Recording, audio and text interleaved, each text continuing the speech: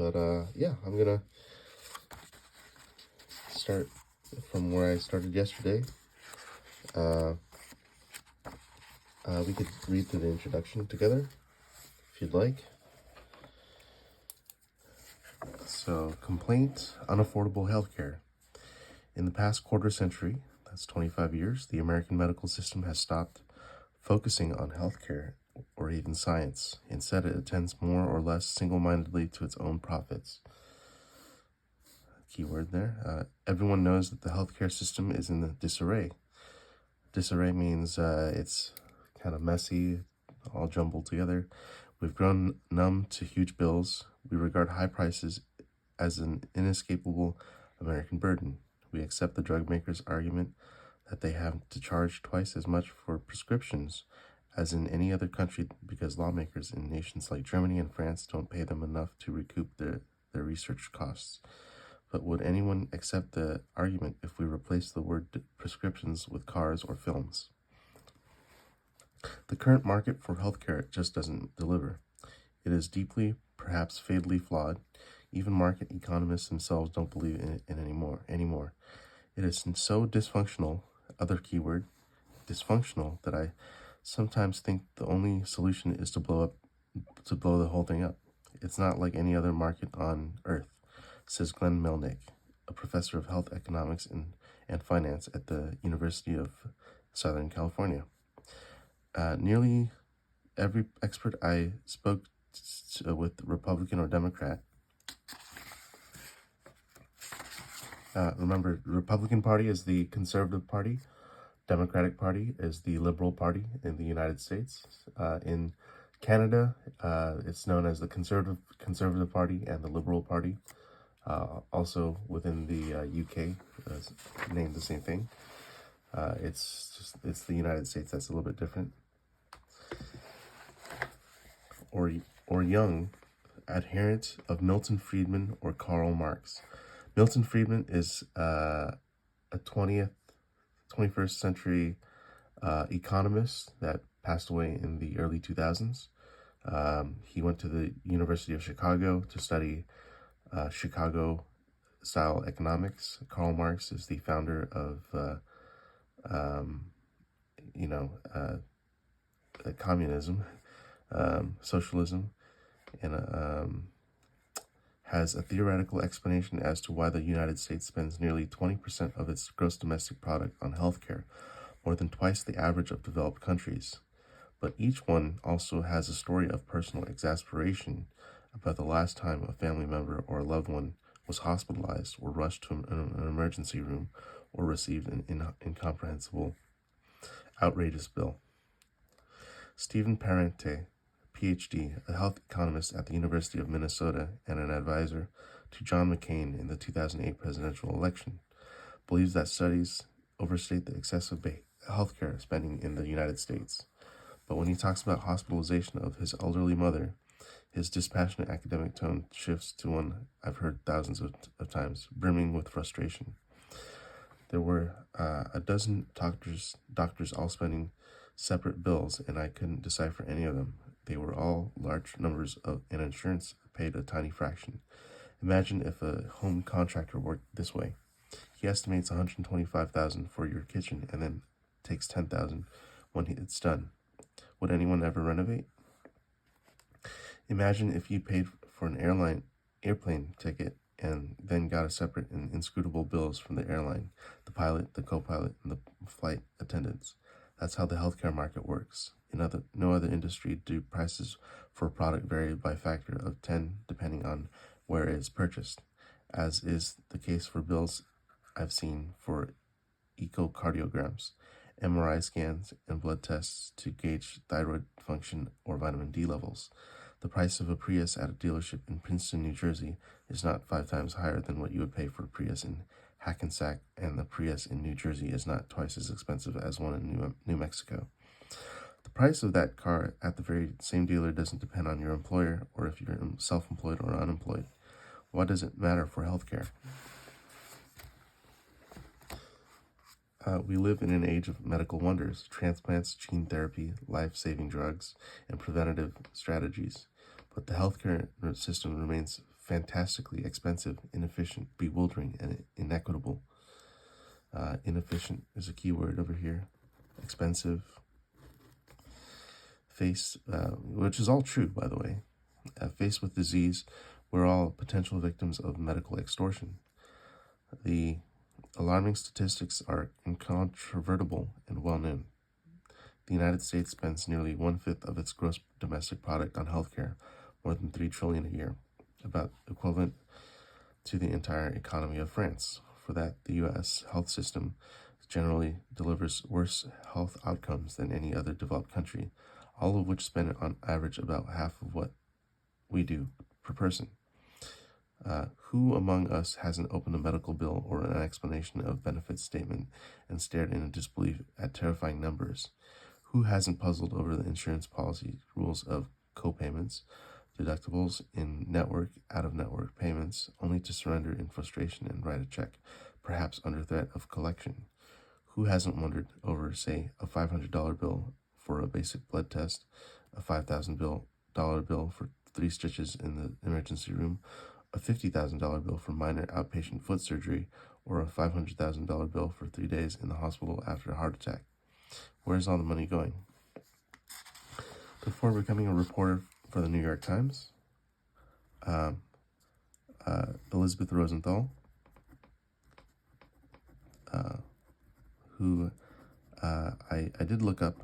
She has an English degree and then studied medicine at Harvard University before becoming a reporter at the New York Times. I went to Harvard Medical School and then trained and worked as a physician at a New York Presbyterian Hospital, prestigious academic center. To explore the American system and its ills, I've fallen back on the history and physical, and an organized and disciplined form of record keeping that every doctor uses.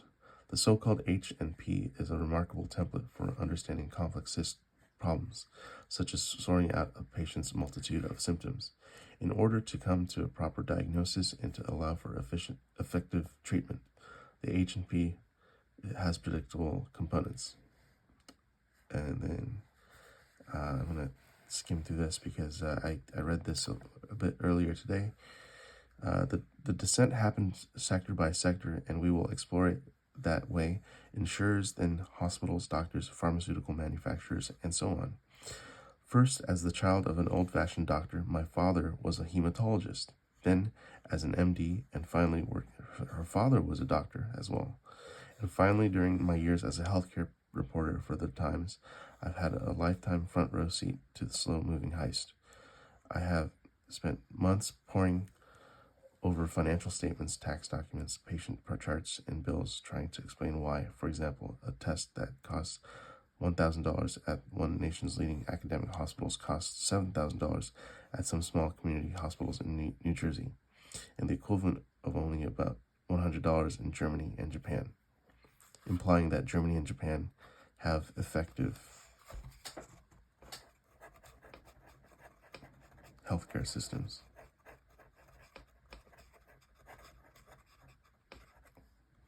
In Germany and Japan.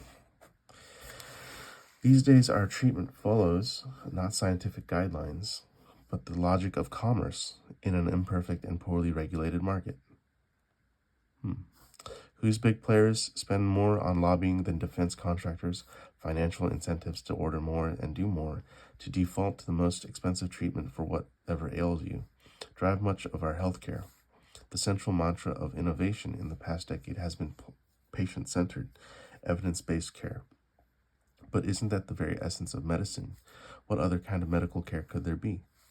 All the harrowing tales in this book occurred despite the 2010 passage of 2014 enactment of Patient Protection Plan and Affordable Care Act, the ACA, also known as Obamacare. The ACA is not a failure, as some still assert, but affordable in its name was an overreach to win over votes in public opinion.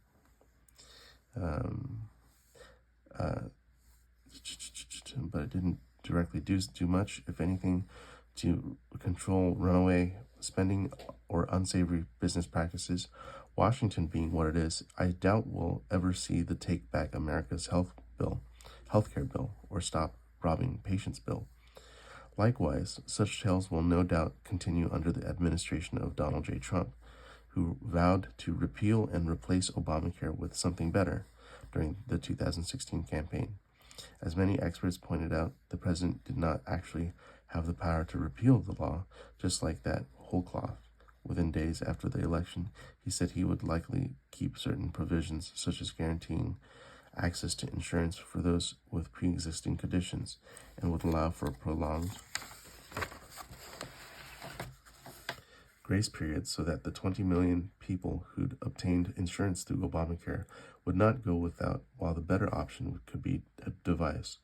Whatever its final outlines, the Republican replacement plan, Trump Care, Patriot Care, is certain to expose patients to more market forces. Trump Care, Patriot Care is certain to expose patients to more market forces, meaning it is more imperative than ever to understand the convoluted logic with illogic behind the extravagant prices we pay, suggesting that the market is illogical. It is easy to feel helpless. Our sense of medical emergency combined with bureaucratic confusion is a debilitating cocktail, but we, the patients, can actually do a lot to wrest control of our health from the ledgers of the medical industrial complex. Let's see. Each market has certain rules that are determined by conditions, incentives, and regulations under which it operates. Currently, we buy and sell medical encounters and accoutrements like commodities, but how do we participate in the marketplace, make purchasing choices? Prices are often unknowable and unpredictable. Keywords right there. There's little robust competition for our business. We have scant information on quality to guide our decisions, and very often we lack the power ourselves to even choose. The rules governing the delivery of healthcare in the United States have grown out of the market's design. The type of healthcare we get these days is exactly what the market's financial incentives demand. So we have to get wise to them and be smarter for more active participants in this ugly, rough and tumble world. More important, we have to change the rules of the game with different incentives and new types of regulation. I've set out the current rules at the end of this introduction, and I'll be referring to them as you read on. In part 1, you'll see how they play out and their terrible effects on the health and finances of patients, as illustrated by real-life case studies. The economist Adam Smith spoke of an invisible hand with respect to income distribution. But in American healthcare, there's a different type of invisible hand at work. It's on the till. And by till, I'm going to look up what that word means right now. Like a shop till, define till. Up to point in time or the event mentioned, until. Up to the point in time or event mentioned. It's on the till. Okay. I guess it's a noun, meaning of the word till. Work land as plowing, harrowing, and manuring in order to make it ready for cultivation.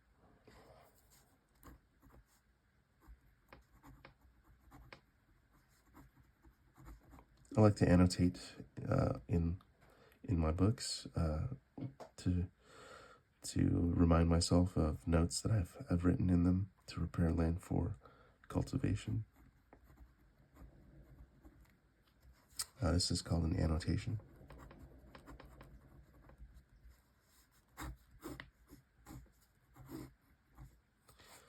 Okay, just for anyone that is that may be unaware, but that is the introduction, or the introduction chapter, and we'll continue on this in another video.